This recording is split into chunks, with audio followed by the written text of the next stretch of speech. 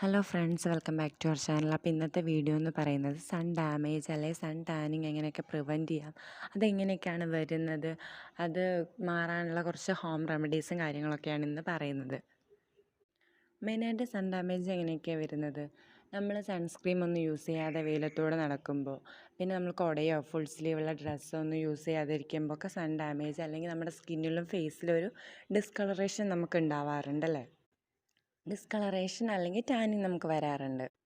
അപ്പോൾ അതിനെ എങ്ങനെയൊക്കെ പ്രിവെൻറ്റ് ചെയ്യാം, അല്ലെങ്കിൽ അതെങ്ങനെ വരുന്നത് എങ്ങനെ കുറയ്ക്കാം, അതെങ്ങനെ മാറ്റാം എന്നാണ് പറയുന്നത് ഇന്നത്തെ വീഡിയോയിൽ. കോഫി പൗഡറും പഞ്ചസാരയും വെച്ചിട്ട് ഒരു സ്ക്രബ് ചെയ്ത് കൊടുക്കുമ്പോൾ നമുക്ക് ഇൻസ്റ്റൻ്റ് ആയിട്ടൊരു ബ്രൈറ്റ്നെസ് അല്ലെങ്കിൽ ആ ടാനിങ് ഒന്ന് പോകുന്നതായിട്ട് നമുക്ക് ഫീൽ ചെയ്യും. പിന്നെ അതുപോലെ തന്നെ ബീട്രൂട്ട് പൗഡറും റോസ് വാട്ടറും നമുക്ക് യൂസ് ചെയ്യുമ്പോൾ ഇതുപോലെ ഒരു ചേഞ്ച് നമുക്ക് ഫീൽ ചെയ്യും. പിന്നെ കോഫി പൗഡർ, ഹണി, ഇതൊക്കെ ചെയ്യുമ്പോൾ നമുക്ക് ടാനിങ് കുറയും. പക്ഷേ നമ്മൾ പിന്നെയും സൺസ്ക്രീം ഒന്നും യൂസ് ചെയ്യാതിരിക്കുമ്പോൾ ഇതുപോലെ വരാനുള്ള ചാൻസ് ഉണ്ട്. അപ്പോൾ നമുക്ക് പ്രോപ്പറായിട്ട് സൺസ്ക്രീം യൂസ് ചെയ്യുക, വെയിലത്ത് പോകുമ്പോൾ ഡയറക്റ്റ് സൺ എക്സ്പോഷർ ഉണ്ടാവാതെ നോക്കുക, കുടയോ ഫുൾ സ്ലീവുള്ള ഡ്രസ്സൊക്കെ ഇടുക നോക്കുക.